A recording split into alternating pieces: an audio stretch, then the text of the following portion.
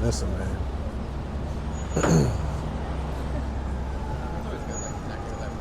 I hope that we understand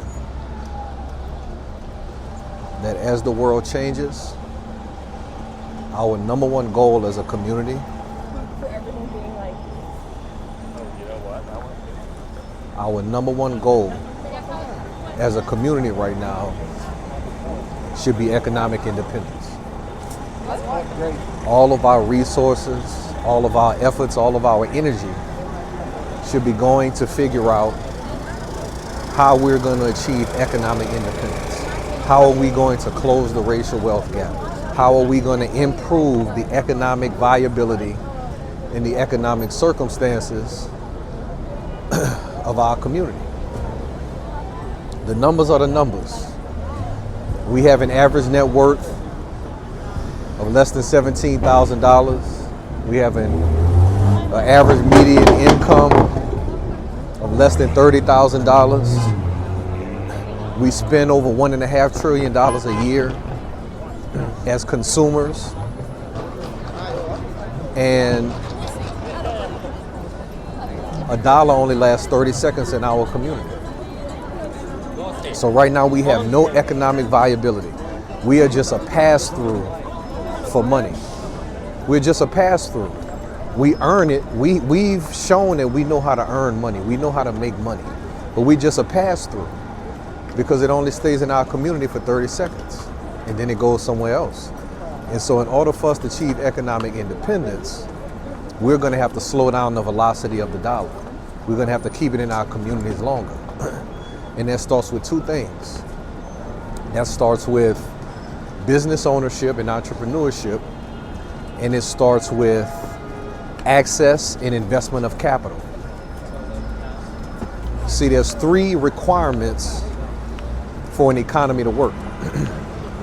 There are the people are the workers and the consumers. That's the class that we get relegated to or stuck to. We're the workers.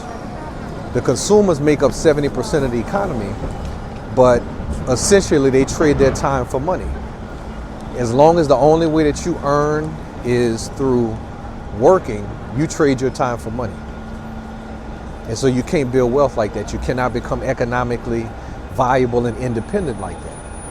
But the other two components of an economy is the ideas and innovations, which are the business owners, the people that are willing to take a risk to make society more efficient, to provide a product or service that people see value with. And when you create innovations, when you implement ideas in society, what it really does is it allows you to create things of value from scratch.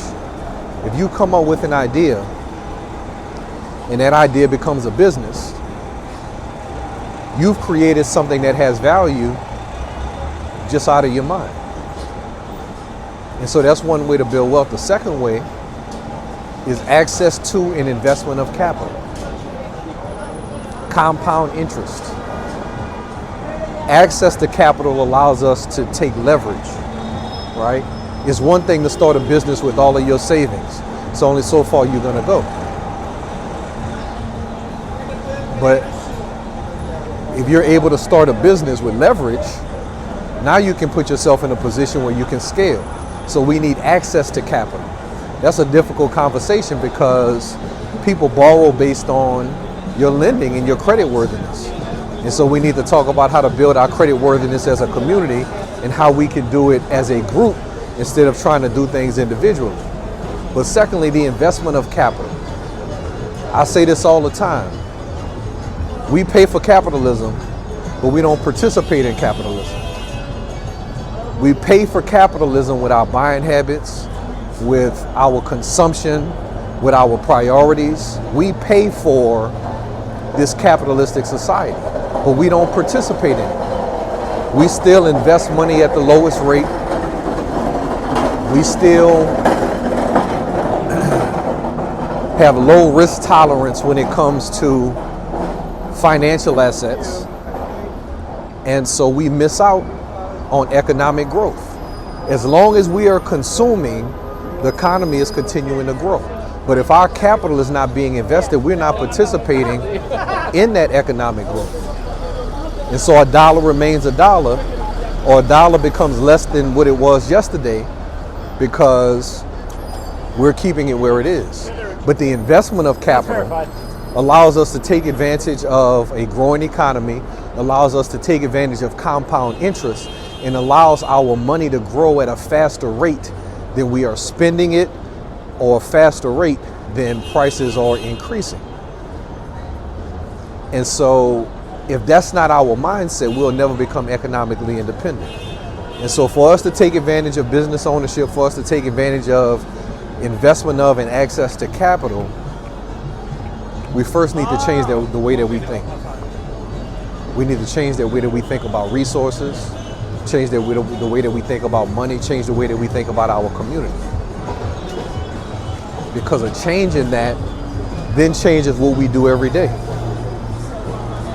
And then when we change what we do every day, we change where our money goes. And when we change where our money goes, we put ourselves in a position to make small incremental changes in the roots of our problem.